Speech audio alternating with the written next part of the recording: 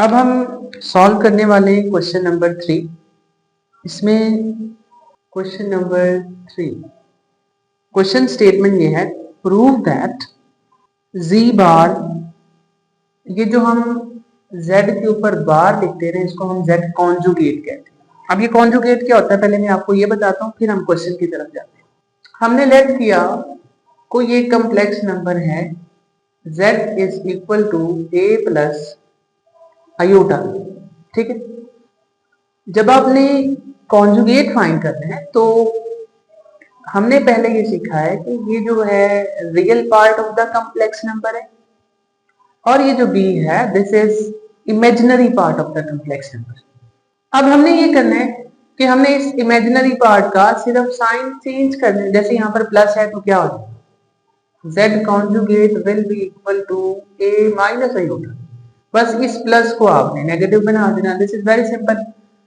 तो हमने ये कहा, क्वेश्चन में ये दिया हुआ है, prove that z conjugate is equal to z if and only if. ये जो डबल f के साथ लिखा हुआ है इसका मतलब है इफ एंड ओनली इफ। मतलब ये है जब भी ये कंडीशन आएगी तो हमने जो भी क्वेश्चन होगा उसके दो पार्ट्स होंगे।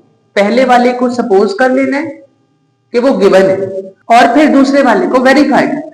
फिर हमने इसका कन्वर्स करना है, उलट करना है। दूसरे वाले को सपोज कर लेना है कि वो गिवन है और हमने पहले वाले पार्ट को प्रूव करना है, ठीक है। अभी मैं आपको बताता हूँ कैसे। पहले हमने ये सीख लिया कॉन्जुगेट और इसका मतलब क्या है, फिर आई डबल एफ अगर लिखा हो तो इसका मतलब है इफ एंड ओनली इफ। कि अगर पहला पार्ट है उसको सपोज कर ली ट्रू है तो मैं क्वेश्चन लिख देता हूं यहाँ पर, statement proof that z conjugate is equal to z if and only z is real.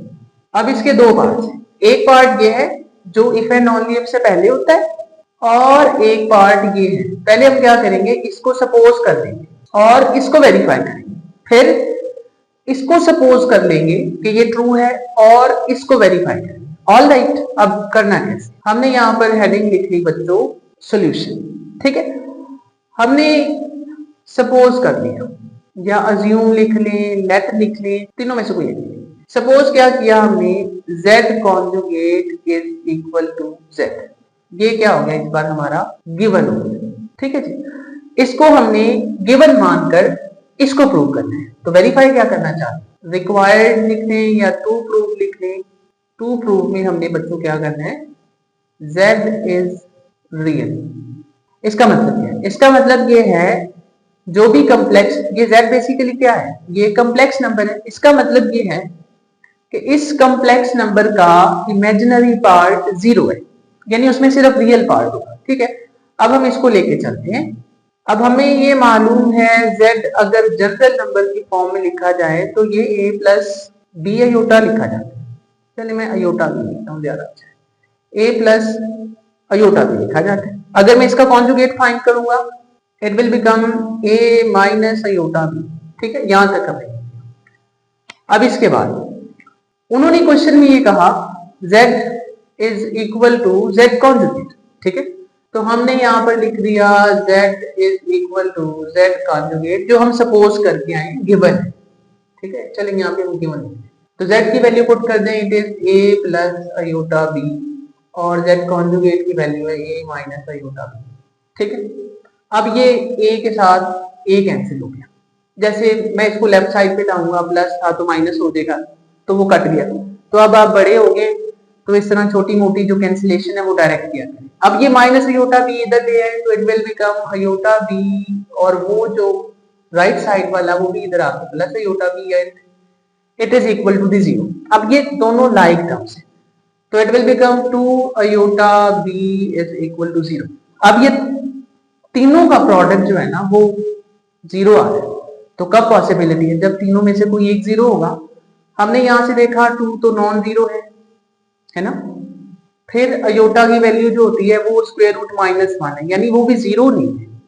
ये आप लोगों ने पहले हमें ये आप लोगों को मैंने एक्सरसाइज के स्टार्ट में बताया, ठीक है। इसका मतलब क्या हुआ, इसका मतलब ये है कि बी जीरो इन तीनों में से, ठीक है। अब ये वाला जो b0 है इसको आपने कहां पर पुट करना है, इस z की वैल्यू में पुट करना है, जो कि z क्या हमने कहा हुआ था, हमने ये कहा हुआ है z is equal to a plus iota b, और इस b की जगह पर 0 पुट करना है, तो it will become a plus aorta into 0 and the answer is a। अब बताओ क्या इस कॉम्प्लेक्स नंबर में कोई रियल पार्ट है? यस है, और वो क्या है? a है। अब क्या इस कॉम्प्लेक्स नंबर में कोई इमेजिनरी पार्ट है? नहीं है जी, 0 है, मतलब खत्म हो गया। तो हमने ये वेरीफाई कर दिया z is equal to a, which means z is real. तो हमने यही किया था, हमने पहले इसे को सपोज कर लिया और दूसरा हमने प्रूव करना था z इज रियल, तो वो हमने प्रूव कर दिया। अब इसका कन्वर्स, उलट, यहां पर हम लिखते हैं कन्वर्सली।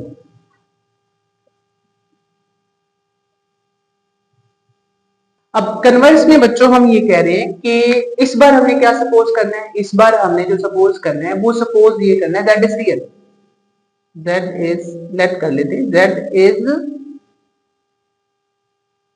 रियल।